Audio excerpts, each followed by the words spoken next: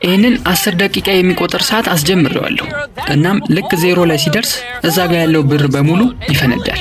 ይሄ እንዳይም ማስቆም የሚችለው ብቸኛው ሰው ይሄ በጃኬቱ ታስሮ የተንጠለጠለው ሰው ነው። እናም ይሄ ቪዲዮ ምንም የተቆራረጠ ነገር የለውም። ሙሉ 10 ደቂቃውን ቀጥታ ማየት ትችላላችሁ። ይህ ሰው የታሰረበትን ከፈታ በኋላ 5ቱም ክፍሎች ላይ የሚያገኛቸውን ፈተናዎች በማለፍ በተኑን መንካት ይኖርበታል። ሰዓቱ 00 ከማለቱ በፊት። አሁን ፈቶታል። ወደ ቀጣይ የሚያልፍ ይሆናል። አሁን ቶሎ መፍጠን አለብን። ወደ ታችኛው ወርደን እንጠብቀው። እንዴት ነው ግን በዚህ ፍጥነት የፈታው ጃኬቱ?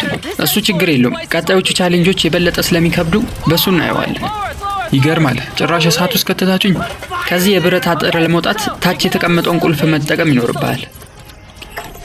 ፍጠን። ምንም እንኳን ብረቱ ቢኖረውም ይህንን ቁልፍ ለመክፈት ትንሽ ያስቸግረዋል።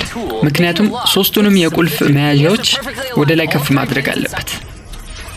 በነገራችን ላይ ሰውየው የሚሰራው ምንም ነገር እንዳያመልጣችሁ ከፈለጋችሁ በጥግ በኩል ባለችው ቦክስ ሙሉ ለሙሉ የሱን እንቅስቃሴዎች ማየት ትችላላችሁ። አሁን 1 ደቂቃ ያህል ተጠቅሟል። ነገር ግን ገና 4 ያህል ክፍሎች ይቀሩታል። እንዲሁም ደግሞ ሄዶ በተኑ መንካት ይኖርበታል ገንዘቡን ለማትረፍ። አሁን በጣም እያሳሰብከኝ ነው። ቶሎ በል እንጂ። ተመልከት፣ አሁን ቁልፉን እየከፈተው ነው ያለው። እናም የበለጠ ከባድ ወደ ሆነው ክፍል ሊወርድ ነው።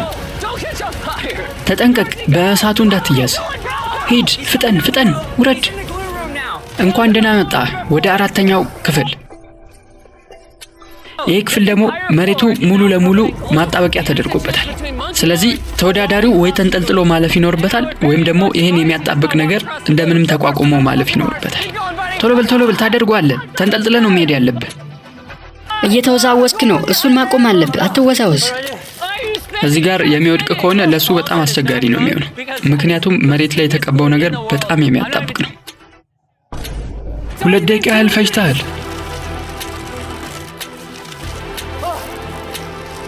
አሁን ተወዛውዞ ይዞታል።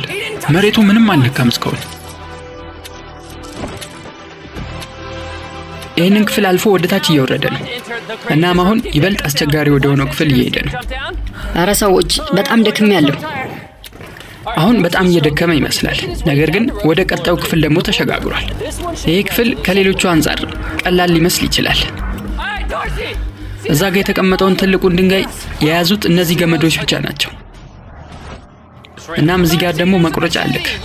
ምን ማድረግ እንዳለብህ ታውቃለህ? አዎ፣ ገመዱን እቆርጠዋለሁ።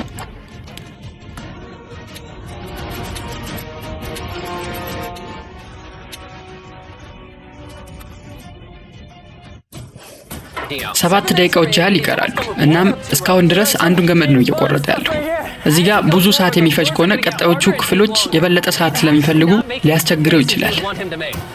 ያ ገመድ ካሰብነው በላይ እየፈጀበት ነው። ምክንያቱም በጣም ጠንካራ ገመድ ስለሆነ ነው። በጣም ብዙ ሰዓት እየፈጀ ነው ያለው እዛ ላይ። ምናልባትም መቁረጫው ዶልድሟል መሰለኝ። መፍጠን ይኖርብሃል። ያኛውን ሁለተኛውን ገመድ ልክ ቆርጦ እንደጨረሰ የማታስቡት ነገር ይፈጠራል። ሰማ ቆይ፣ ያንን ገመድ ቆርጠ ስጨርሰው ምን የሚፈጠር ይመስላል? ይመስለኛል የበለጠ ግራ አጋብቼዋለሁ። ጄሚ፣ ገመዱን ሲቆርጠው ግን ምንድነው የሚፈጠረው? እባክህ ንገረኝ እንጂ። ማድረግ ያለብህ ነገር ምን መሰለህ? ገመዱ ሲቆረጥ ይሄንን ብረት በደንብ አጥብቀህ ያዝ። በዚህ በተረገመ ገመድ ምክንያት $250,000 አላጣም። ቶሎ በል፣ መፍጠን አለብህ። በመጀመሪያ ላይ እንደነገርኳችሁ ይሄ ቪዲዮ ምንም የተቆራረጠ ነገር የለውም። ቀጥታ ነው እያስተላለፍን ያለነው።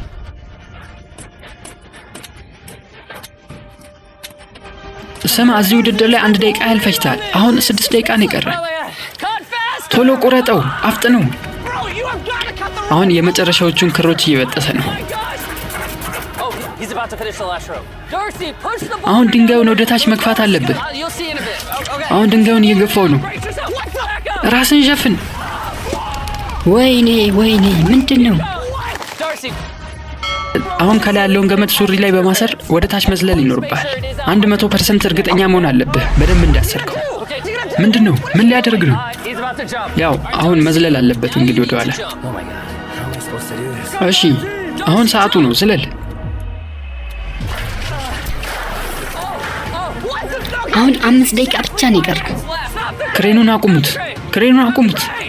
አቁሙት እንጂ። ክሬኑ የሚቆጣጠረው ሰው ጠጥቷል እንዴ?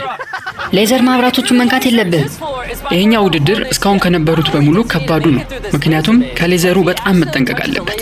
በማንኛውም አጋጣሚ ሌዘሩን የሚነካው ከሆነ ብሩ ይፈነዳል። ይሄን እንዴት ነው ማድረግ የምችለው? በጣም ብዙ ሌዘሮች ነው ያሉት እዚህ ጋር።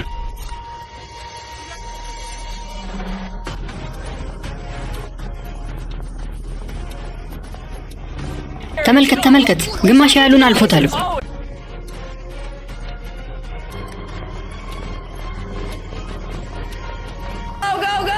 ፍጠን!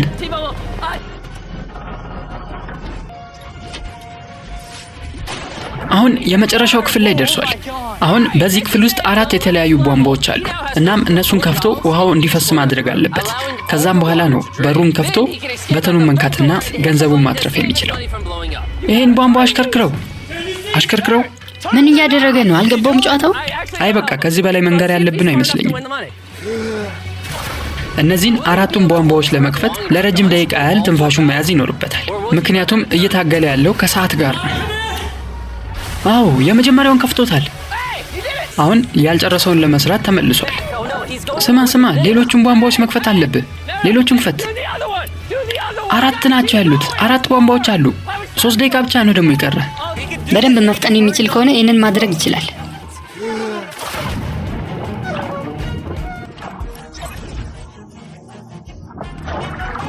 ሁለተኛውንም ቧንቧ ከፍቶታል። ወደ ሌላኛው ሂድ።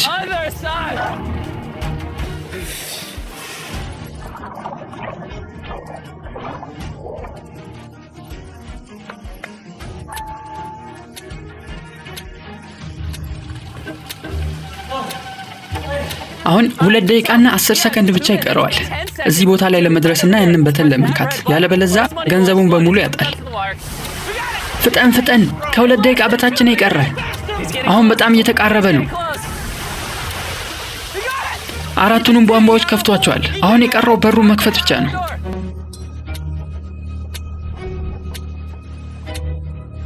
አንድ ደቂቃ ያህል ነው የቀረ። መፍጠን አለብህ። አሁን እንኳን እንጃ ይሄን ነገር ያደርጓል ብዬ አላስብም። በሩን ለመክፈት በጣም ከብዶታል፣ ምክንያቱም በውሃው ግፊት በሩ እንዳይከፈት አጠንክሮ ይዞታል። ጂሚ፣ ውሃው በዚህ በኩል መውጣት ጀምሯል። ቶሎ በል ጎትተው። መፍጠን አለብህ። ይሄን ማድረግ ትችላለህ።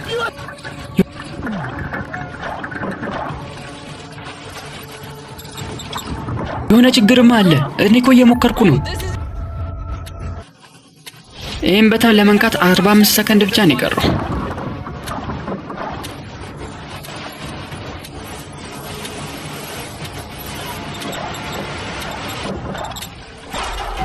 ቶሎ በል 30 ሰከንድ ብቻ ነው የቀረ።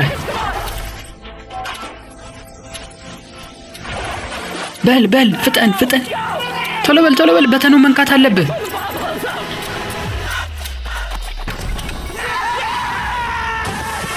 ልክ 19 ሰከንዶች ሲቀሩ በተኑን ነክቶታል። እናም ገንዘቡን ከመጥፋት አድኖታል። እናም በብሩ ፋንታ ህንፃውን አፈንድተነዋል። ቪዲዮ እንደተመቻችሁ ተስፋ አደርጋለሁ። ቀጣይ በሌላ ቪዲዮ እስከምንገናኝ ቻናሉን ላይክ እና ሰብስክራይብ